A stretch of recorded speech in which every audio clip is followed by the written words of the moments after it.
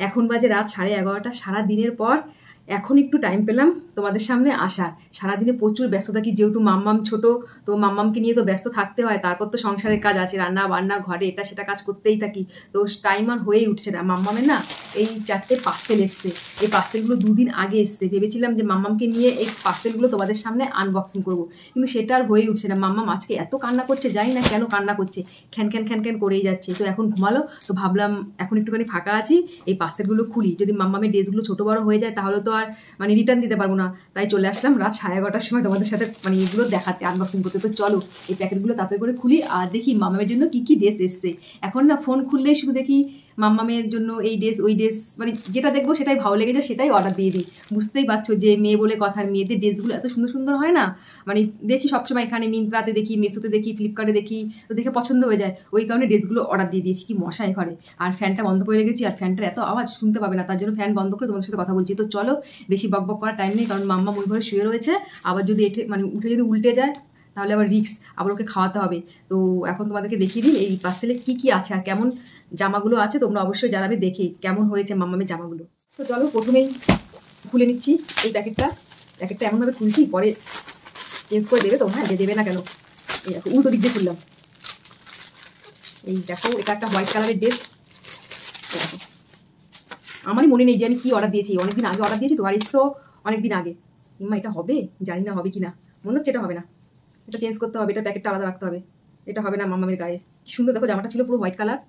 এই দেখো জামাটা, সামনে দুটো আবার বোতামও রয়েছে। এই জামাটা হবে না, এটা চেঞ্জ করতে হবে। দেখলে তো মানে কি হয় লেট করে খুললে, জানি না টাইম আছে কি না চেঞ্জ করা। তারপর খুলছি। এই জামাটা সারা দিনে এত ব্যস্ত থাকি, এগুলো এসে বসে রয়েছে কবে খুলবো খুলবো করে, আর খোলাই হচ্ছে না। এই দেখো এই জামাটা খুবই কিউট হয়েছে, জানি না গায়ে হবে কিনা।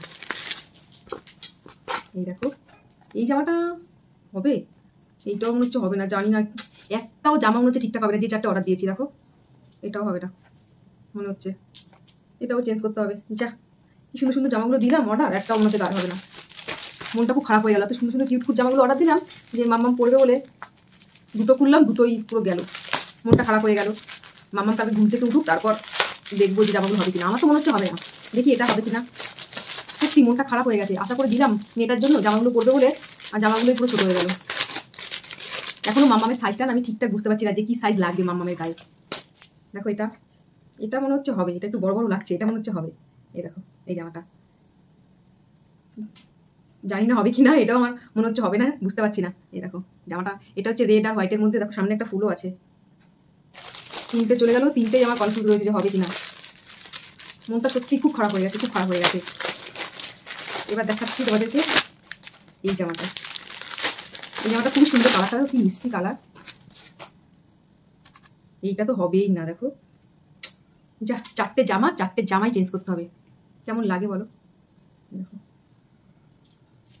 সত্যি বলছি এত খারাপ লাগছে না আমার, কি বলবো, হবে না।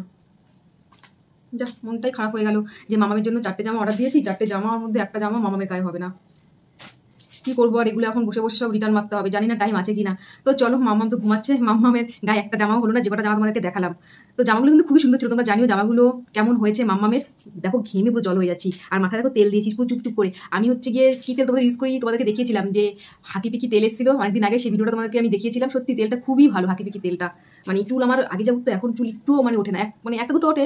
আগে যেমন গোছা ধরে মনে হচ্ছে সব চুল উঠে গেছে, কিন্তু এখন দেখছি মাথায় বেশ ভালোই কটা চুল হয়েছে।